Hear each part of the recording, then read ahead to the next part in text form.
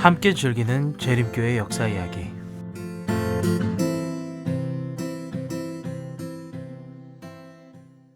안녕하십니까. 재림교회 역사 이야기 그 24번째 에피소드를 들으러 오신 여러분들을 환영합니다. 오늘은 첫 번째 선교사들이라는 제목으로 1873년에서 1879년 사이에 있었던 이야기들을 해보도록 하겠습니다.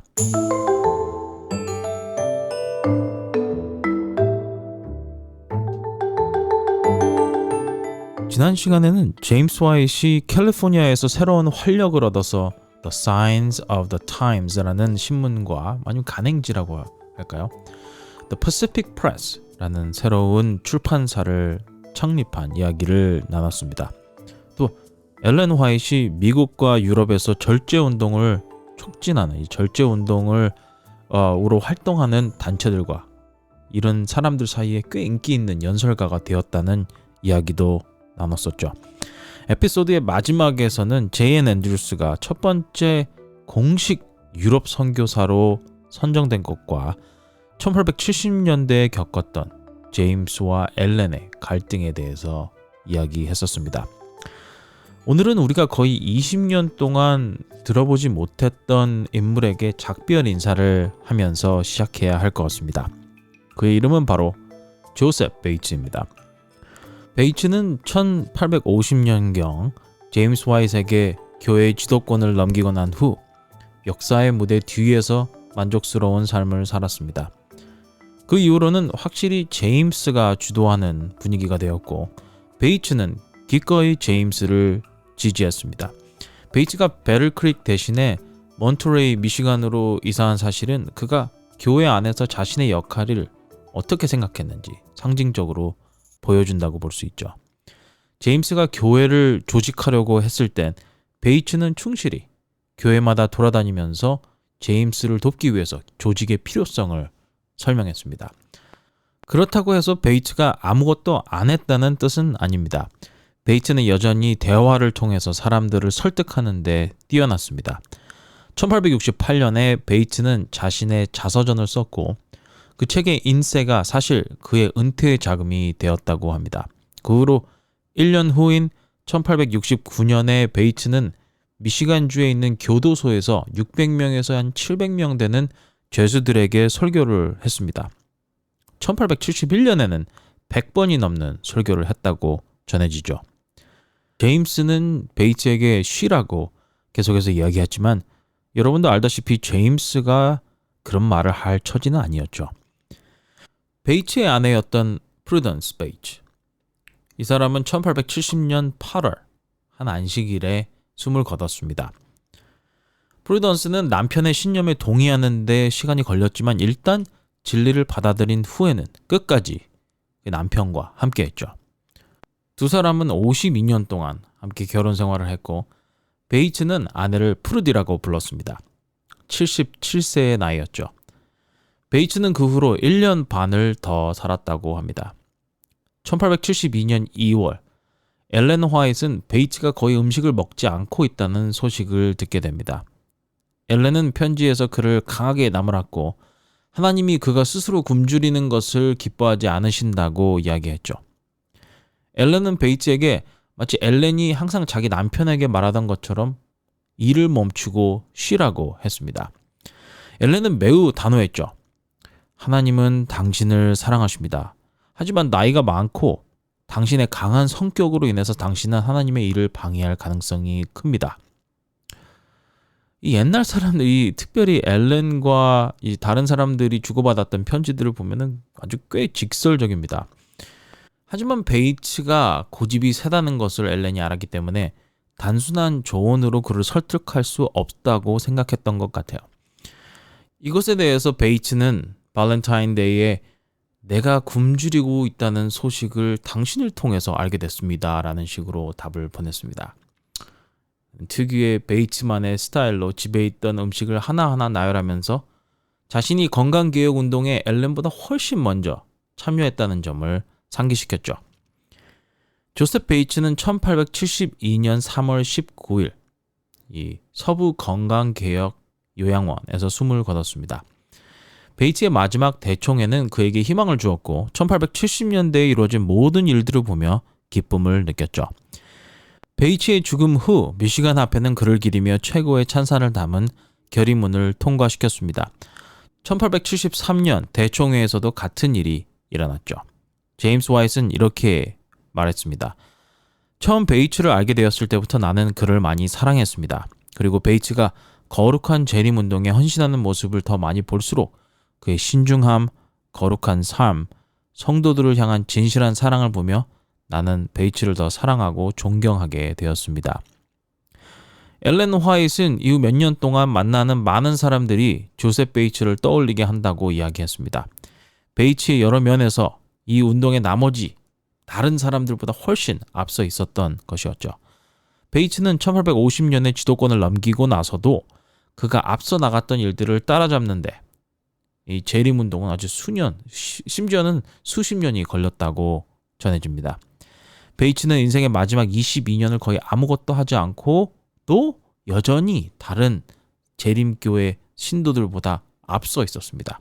그는 건강개혁, 노예 폐지, 안식일 이해에 있어서 그 누구와도 비교할 수 없을 만큼의 선구자였습니다.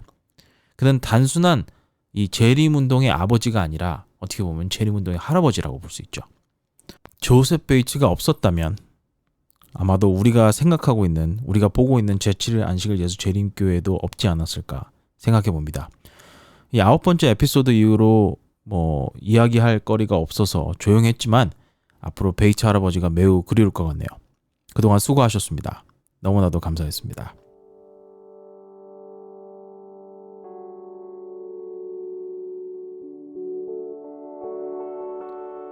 오늘의 주제를 시작하기 전에 교회의 지도자들과 그들의 생각을 논의할 때 반드시 우리가 다뤄야 할 한 명의 지도자가 있습니다.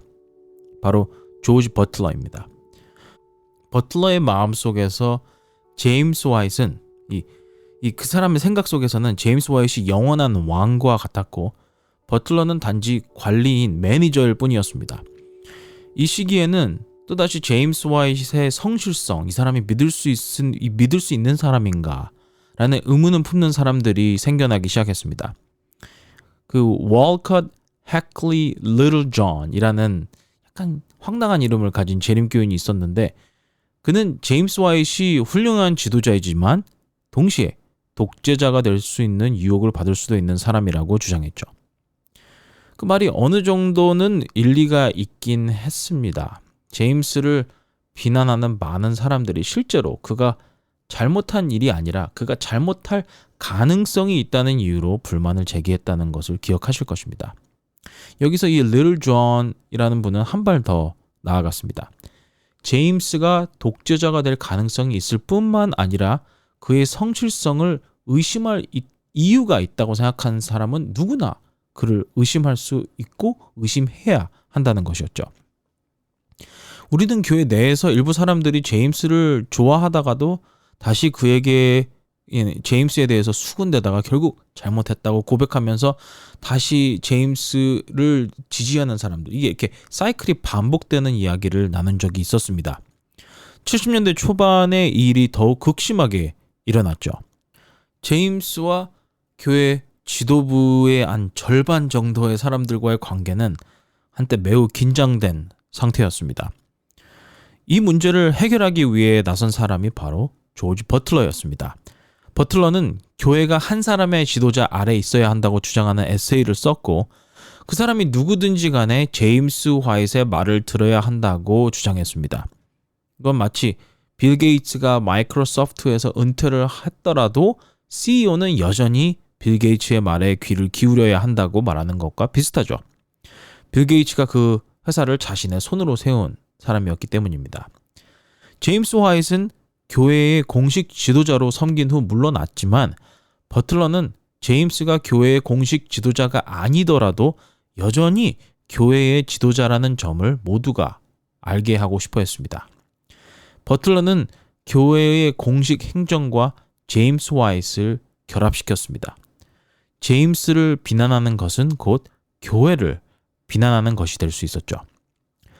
그렇다고 해서 버틀러가 아첨하는 사람은 아니었습니다. 그는 두 가지를 믿었죠. 첫 번째, 버틀러는 하나님께서 제임스 화이트를 교회의 지도자로 부르셨다고 믿었습니다. 두 번째, 그는 사람들이 제임스에 대해 불평할 때 교회가 약해진다고 생각했습니다. 버틀러는 이제 이런 상황에 지친 것이죠. 이걸 계속 이렇게 해야 돼, 이렇게 생각한 것입니다. 교회는 이 성경에서 강력한 지도력을 요구하고 있으며 버틀러는 에세이에서 이것을 증명하려고 했습니다. 형식적으로는 버틀러의 에세이가 일반적인 리더십에 관한 것이었지만 재림 교인들이 이 사람의 에세이를 읽을 때 제임스 화이트에 대한 변론으로 읽지 않을 수 없었습니다. 이거 버틀러가 제임스 화이트를 위해서 쓴 거 아니야? 이렇게 느꼈던 것이죠. 그래서 당시 재림 교인들이 이해했듯이 제임스의 이름을 넣어서 버틀러의 주장을 들어보면 이렇습니다. 이 몇 가지 요점을 소개하도록 하죠. 이 첫 번째, 버틀러의 주장은 이랬습니다. 첫 번째, 제임스의 평판에 민감한 생각을 가지고 관심을 가져야 한다. 왜냐하면 제임스가 비방을 받으면 교회도 비방을 받기 때문이다. 두 번째, 이 불평과 불만을 접어두고 제임스 화이트이 우리에게 잘못된 길로 가고 있다고 우리를 지적할 때 그의 말을 주의 깊게 들어야 한다. 왜냐하면 지도자를 불순종하는 것은 성경을 불순종하는 것과 같기 때문이다. 이거 좀 버틀러가 아주 충성심이 강했던 사람인 것 같아요. 그죠? 세 번째, 하나님께서 제임스 화이트에게 주신 빛에 따라서 제임스가 우리를 꾸짖고 책망할 권위를 기꺼이 인정해야 한다.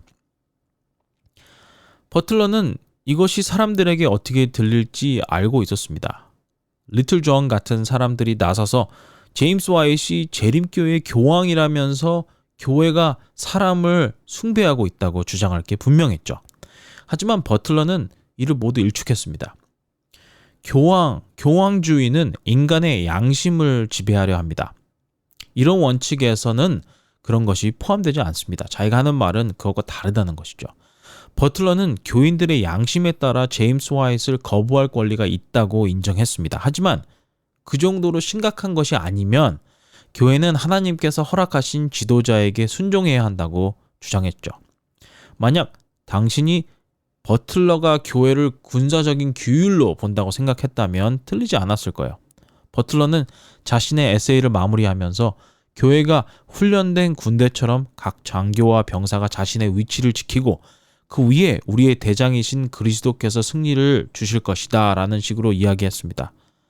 당시 버틀러는 이 남북전쟁에서 연합군이 강한 지도자가 나타나기 전까지는 패배를 계속 겪었던 예를 들었죠. 이는 모든 재림교인들이 쉽게 이해할 수 있는 비유였고 총회는 만장일치로 버틀러의 생각을 교회의 공식 입장으로 채택했습니다. 대총회는 버틀러의 생각을 출판했고 목사들은 버틀러의 생각을 바탕으로 리더십에 대해서 설교하기 시작했습니다. 리틀 존, 이름이 신기하신 분 있잖아요. 어떻게 됐을 것 같아요? 이 리틀 존, 이분은 교회에서 출교되었습니다. 하지만 이 모든 가운데 버틀러의 새로운 리더십 사상, 이 제임스 화이트이 하나님께서 부르신 지도자고 이 사람의 생각과 이 사람의 주장에 무조건적으로 순종해야 된다라는 이런 생각, 여기에 불만을 가진 사람이 딱 2명이 있었습니다. 누구였을까요? 그들은 바로 제임스와 엘렌 화이트였죠. 제임스는 이를 좀 더 부드럽게 처리할 수도 있었겠지만 그는 The Signs of the Times와 리뷰에 자신의 리더십에 대한 생각을 발표하기 시작했습니다. 엘렌 화이트는 버틀러에게 그의 원칙이 틀린 것은 아니지만 그의 적용이 잘못됐다고 요약했죠.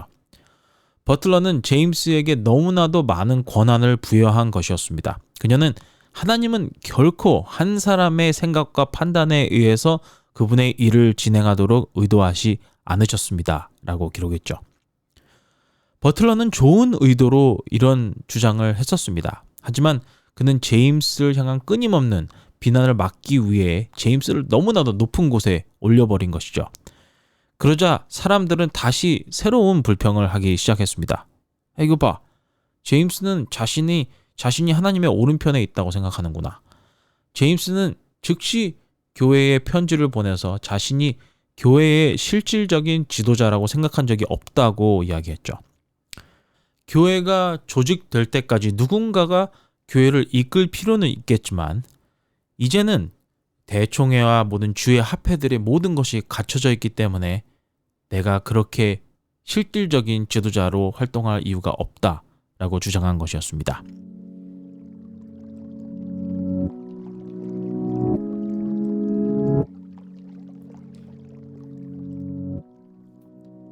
교회 그리고 버틀러 버틀러는 제임스 화이트에 대한 부분을 완화하는 방향으로 버틀러의 에세이를 수정하는 것을 받아들였습니다. 제임스 화이트에 대한 사랑은 여전히 변함이 없었죠. 어떤 사람은 배럴 크릭에 있는 대학을 제임스 화이트의 이름으로 명명하자는 제안을 했습니다. 여러분 같으면 어떻게 하시겠어요? 여러분들이 제임스 화이트의 상황에 있다면요. 제임스 화이트는 당연히 이를 정중히 거절했습니다. 제임스는 자신이 구해낸 학교를 사랑했지만 그것이 단순히 대학이기에 사랑한 것만은 아니었습니다. 그와 엘렌은 이 대학이 교회의 설교자와 일꾼들을 훈련시키는 곳이 되기를 원했지만 교회의 다른 이들은 이 대학이 완전한 대학이 되기를 원했습니다. 베럴 크릭에 있는 재림교인들은 많은 아이들을 키우고 있었기 때문에 그들을 재림교회 학교에 보내고 싶어 했죠. 그런데 대학이라는 개념은 그 당시 매우 포괄적이어서 초등학교부터 실제 대학에 이르는 모든 단계를 포함했습니다. 처음부터 이 대학은 엘렌 화이트의 기대에 부응하지 못했죠. 엘렌은 그리스어나 라틴어를 가르치는 대신에 성품 개발과 실용적인 교육을 중시하는 교육 개혁자들과 같은 생각을 가지고 있었습니다. 엘렌은 학생들이 좋은 직업을 얻을 수 있도록 실용적인 기술을 배우기 원했죠. 오하이오주의 오벌린 대학에서 바로 이런 개혁을 정의한 대표적인 사례가 있었습니다. 밀러주의자들이 1844년을 지낼 때 오벌린 대학은 첫 번째 흑인 학생을 졸업시켰고 그 학생은 나중에 그 유명한 하워드 대학교, DC에 있죠. 하워드 대학을 설립하는 데 기여한 변호사가 되었습니다. 다른 대학들도 그 뒤를 따르며 성경을 주요 교과서 중 하나로 사용하는 것도 있었죠. 엘렌 화이트는 플라톤 대신에 그렇게 실용적인 교육을 하기 원했지만 그녀가 얻은 것은 실용적이라기보다는 플라톤에 가까운 이야기였고 철학에 가까운 이야기죠. 나중에야 그녀가 원하는 것을 하겠다는 어떤 빈 약속뿐이었습니다. 이 학교를 처음 시작한 굿로우 하퍼 벨은 엘렌이 시도하려고 했던 것들, 이 엘렌이 실용적인 것을 가르쳐야 된다. 이것을 이해한 거의 유일한 사람이었을 겁니다. 그는 어벌린 대학에서 공부하고 그곳에서 일을 했던 경험이 있었습니다. 하지만 벨은 대학 학위가 없었기 때문에 그의 목소리가 묻혀졌죠. 우리는 여기서 잠깐 멈추고 이 벨, 굿로우 하퍼 벨이라는 분에게 아주 감사하다는 감사의 표현을 해야 될 것 같아요. 비록 그분이 시작을 한 학교였지만 결국에는 그가 시작한 학교를 다른 사람에게 넘겨주는 그림이었으니까요. 대단한 분이에요. 우리는 엘렌 화이트의 교육 비전을 1900년대 초반의 이 근본주의적 접근을 통해서 바라보는 것은 위험할 수 있습니다. 우리가 학교에서 성경을 교과서로 삼아야 한다고 말할 때 문학을 무시하고 오직 성경만으로 영어를 배우는 것이나 과학 공동체를 무시하고 성경으로 다른 과학, 화학을 배우는 것, 이런 것을 의미하는 것이 아니었죠. 엘렌은 학생들이 자신이 선택한 분야에서 최신, 아주 최고의 아이디어를 배우는 것이 중요하다고 믿었습니다. 그러나 그보다 더 중요한 것은 이 학생들이 스스로 생각하는 법을 배워야 한다는 것이었습니다. 엘렌 화이트는 그녀의 교육 에세이에서 에세이를 이렇게 시작했습니다. 우리가 가진 교육에 대한 개념은 너무나도 좁고 너무 낮은 범위에 머물러 있습니다. 더 넓은 시야와 더 높은 목표가 필요합니다. 진정한 교육은 특정 학업 과정을 추구하는 것 이상을 의미합니다. 그것은 현재의 삶을 위한 준비 이상을 의미하는 것이죠. 교육은 인간 존재의 전체적인 인간의 존재와 관련이 있습니다. 그거는 신체적으로, 정신적으로, 그리고 영적 능력의 조화를 이루는 발전입니다. 그것은 이 세상에서의 봉사의 기쁨을 준비시키고 다가올 세상에서의 더 넓은 봉사의 기쁨을 준비시킵니다. 그녀는 이 에세이에서 교육에 대한 비전에 대해서 더욱 구체적으로 설명했습니다. 진정한 교육의 역할은 젊은이들을 다른 사람의 생각을 단순히 듣고 반영하는 것이 아니라 독립적인 사고를 할 수 있는 사상가로 훈련시키는 것입니다. 교육받은 약한 사람이 아니라 생각하고 행동하고 그것을 받아들이고 또 적용하는 강한 인물, 환경의 노예가 아닌 환경의 주인이 될 사람을 교육하는 것이야말로 교육기관들이 진정으로 해야 할 일입니다. 넓은 시야, 명료한 사고, 자신의 신념을 지킬 수 있는 용기를 가진 사람들을 이야기하는 것입니다. 엘렌 화이트는 성경을 맹목적으로 가르치면서 과학을 거부하는 근본주의자가 아니었습니다. 그녀는 성경의 모든 말씀이 영감받았다고 믿지 않았어요. 여기서 얘기하는 모든 말씀이라는 얘기는 이 사상은 영감을 받았지만 하나하나의 단어는 이 단어가 영감받았다고 믿지 않았다는 의미입니다. 엘렌 화이트이 원했던 것은 이 기독교적인 성품을 형성하는 교육이었습니다. 만약 학생이 훌륭한 화학자가 되지만 자만심이나 욕망, 탐욕을 버리지 않았다면 그럼 어떤 인생을 준비시킨 것인가요?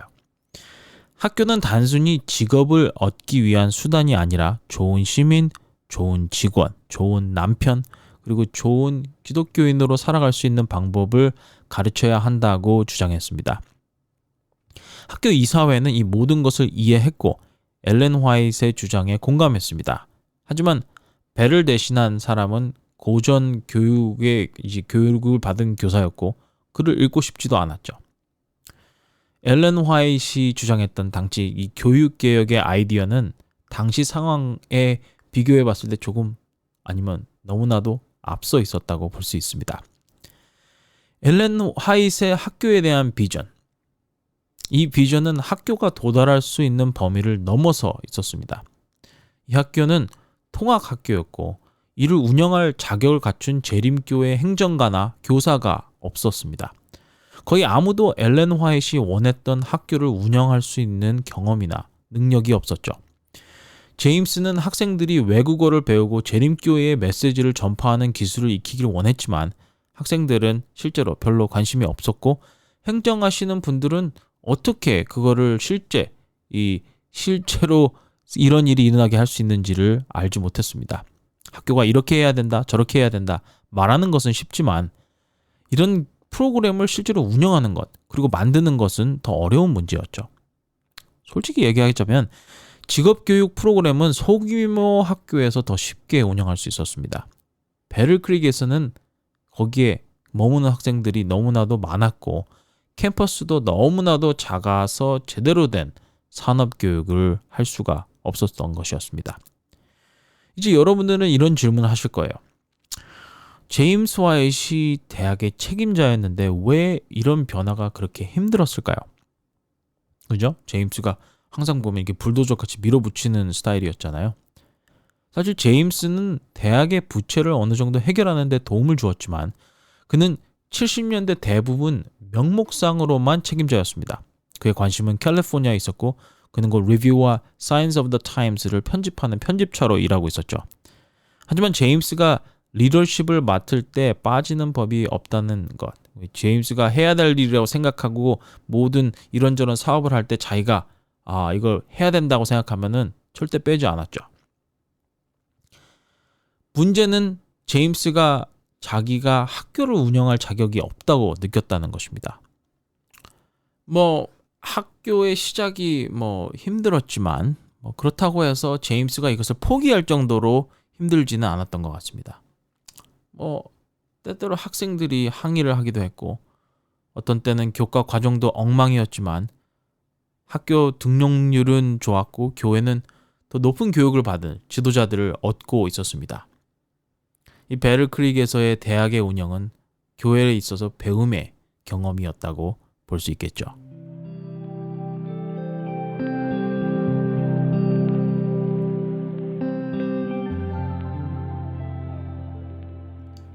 또 다른 경험은 이제 존 네빈스 앤드루스의 이야기를 통해서 교회가 얻을 수 있었습니다. 지난 시간에 우리는 1874년에 대총회가 그를 교회의 첫 번째 공식 해외 선교사로 유럽에 보내기로 결정한 이야기를 했었죠. 앤드루스를 선택한 것은 아주 좋은 선택이었던 것 같습니다. 앤드루스와 우라이아 스미스, 이 두 사람은 교회 학자로서 자리를 잡고 있었죠. 엘렌 화이트는 유럽의 신자들에게 우리가 교회에서 가장 뛰어난 인물을 보내겠다고 말했습니다. 만약 그가 유럽에 가지 않았다면 아마도 앤드루스는 베를크릭 대학에서 교수로 가르치지 않았을까. 앤드루스는 이제 가기로 했지만 앤드루스는 아주 깊은 슬픔을 안고 유럽으로 가게 됐습니다.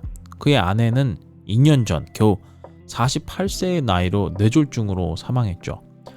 제임스 화이트는 이 앤젤린 앤드루스에게 특별하게 애정을 느끼지 않았지만 자신이 뇌졸중에서 회복하려고 애쓰는 상황에서 이 소식은 무척 충격적이었습니다. 제이앤 앤드루스는 다시 일어나서 재림교회의 사명에 더욱 강한 의지를 갖게 되었죠. 시간은 짧고 그는 가능한 한 많은 사람들에게 복음을 전파하기 위해 최선을 다해야 한다고 느꼈습니다. 유럽으로 가라는 이 이야기가 전해지자 그는 홀로 된 아버지로서 아이들과 함께 그곳으로 향했습니다. 처음에는 영국에서 제7일 침례교인들과 함께 시간을 보냈다고 전해집니다. 한 10년 동안 제7일 침례교인들과 재림교인들이 가까워졌다는 이야기를 전에 했는지 모르겠지만 각 교파가 대총회를 열 때마다 서로를 존중하면서 명예대표를 보내고 관찰하고 예의를 표하는 것이 관례가 되어 있었죠. 그래서 앤드루스가 그들을 방문한 것은 두 교회 간의 또 다른 좋은 예의라고 볼 수 있겠습니다. 영국을 떠난 후 앤드루스는 체코프스키의 개종자들이 열렬히 기다리고 있던 스코틀랜드를 향해서 떠났습니다. 물론 앤드루스는 프랑스어를 배워야 했는데 그는 그것을 그렇게 어려움 없이 해냈다고 하죠. 그는 유럽 중앙부의 신문에 안식일을 믿는 기독교인들이 더 알고 있는 사람들이 있으면 자신에게 연락하라는 광고를 실었습니다. 앤드루스가 도착하자마자 그 영향은 아주 즉각적이었죠. 곧 독일에서도 안식일을 지키는 신자들이 있다는 것을 알게 되었고 앤드루스는 독일어를 할 수 있는 신자를 그곳에 파견했습니다. 독일의 첫 번째 제7일 안식일 예수 재림교인들이 성장하고 있었죠. 그동안 데니얼 T. 보르도는 스위스에 가서 앤드루스를 도왔고 두 사람은 프랑스어 신문, 프랑스어로 The Signs of the Times를 창간했습니다. 똑같은 이름이죠. 이는 제임스가 오클랜드에서 창간한 이 같은 간행 지역 똑같은 이름으로 신문을 만든 것이죠. 물론 제임스와 앤드루스는 그 이름을 옛날 밀러주의 사람들의 운동에서 신문에서 가져온 것이었고 앞으로도 계속해서 같은 이름의 간행지들이 나오게 됩니다. 어떻게 보면 통일적인 것이라 할 수도 있지만 동시에 꼭 똑같은 이름이어야만 했을까? 왜 다른 창의적인 이름을 생각하지 않았을까? 그거야 지금 와서 이야기해서 뭐 하겠습니까? 그죠? 보르도는 프랑스와 이탈리아에서 설교를 했고 앤드루스는 신문 광고를 통해서 알고 쏟아지는 편지에 답장하기 바빴습니다. 제7일 침례교인들과 제7일 안식일 재림교인들 사이는 매우 가깝고 우호적인 관계였기 때문에 침례교인들은 나폴리에 살고 있는 아일랜드 출신 의사를 앤드루스에게 보내서 안식일에 대해서 더 배우게 했다고 전해집니다. 앤드루스가 영국 침례교인들보다 더 가까이 있었기 때문이었죠. 영국에 있던 제7일 침례교인들보다요. 그 의사는 나폴리에서 20명의 사람들을 설득해서 그들 스스로 이탈리아에서 신문을 시작하게 했는데 오늘 간행지를 시작하게 했는데 그 신문의 이름이 뭘까요? 생각해보세요. 맞아요. The Signs of the Times 였습니다. 똑같죠. 그 신문은 이집트의 알렉산드리아에 있는 이탈리아인들에게까지도 전해졌다고 하죠. 알렉산드리아는 정말로 활기를 띠었고 그래서 그 아일랜드 의사는 나폴리에서 이집트에 있는 알렉산드리아로 이주했습니다. 여기서 이제 불행한 얘기가 하나 나오는데요. 이 의사 선생님은 그를 따랐던 몇몇 개종자들과 함께 이 알렉산드리아의 이 유럽 지역, 유럽인들이 살던 지역에서 일어난 이 반유럽 폭동으로 인해서 이 많은 집들이 불에 탔고 그런 상황에서 목숨을 잃었다고 전해집니다. 어쨌든 미국에서 유럽으로 향해 보내지는 지원은 계속해서 끊임없이 진행됐습니다. J.G. 매디슨은 스칸디네비아, 특히 노르웨이를 향해서 나가게 됐고 그 역시 Adventist Gazette이라는 신문을 시작했죠. 매디슨에게 독창적인 부분이 있긴 합니다. 그죠? 다른 사람들은 다 The Signs of Times라고 이름을 줬는데 그 사람은 다르게 했으니까요. 하지만 그는 오슬로에서 인쇄소를 설립을 했고 거기에서 또 작은 간행물을 발행하기 시작했는데 그 사람이 만든 작은 신문의 이름이 뭐였을까요? 역시 The Signs of the Times라는 이름으로 작은 신문을 발행했습니다. 뭐 어쩔 수 없죠 뭐. 영국에서 일하고 있던 리뷰 직원이었던 윌리엄 잉스는 1878년에 선교사로 다시 고향으로 파견되었습니다. 러포르와 그의 아내도 곧 뒤를 따랐죠. 호주는 마침내 1885년 드디어 호주에 도착한 S.N. 해스켈에 의해서 교회가 개척되었습니다. 그래도 우리가 많은 이야기를 해야 하는, 아직은 많이 이야기하지 않았지만 앞으로 이야기해야 하는 재림교회의 선구자 리더 중 한 명입니다. 그리고 그 역시 호주에서 잡지를 발간했는데 뭐였을까 이름이? The Signs of the Times. 이야기를 하기엔 좀 이른 감이 있지만 우리는 재림교인들이 얼마나 빨리 세계 선교의 생각을, 이 개념을 받아들였는지를 볼 수 있습니다. 화이트 부부를 제외하고 교회는 가장 훌륭한 선교자들과 지도자들을 해외로 보내고 있었습니다.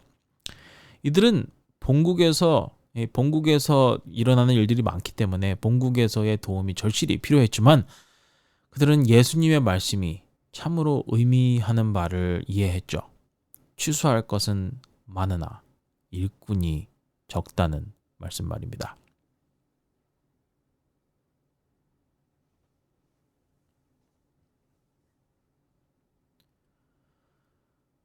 (1870년대는) 제7일 안식일 예수 재림교회의 아주 중대한 전환점이 된 시기였습니다. 이 시기 동안에 베를크릭에서 첫 번째 대학이 세워지면서 교회의 이 교육 시스템, 학교 시스템이 시작되었고 병원, 아니면 요양원 시스템도 그곳에서 시작되었죠. 선교사들이 전 세계로 파견되기 시작했으며 예전에도 이야기했듯이 다음 세대의 설교자들이 교회의 지도자로 합류하는 중요한 시기였습니다. 하지만 새로운 세대를 위해서 오래된 전 세대는 길을 양보해야만 했죠. 이 시기에는 조셉 베이츠와 제이앤 앤드루스의 아내가 세상을 떠났습니다.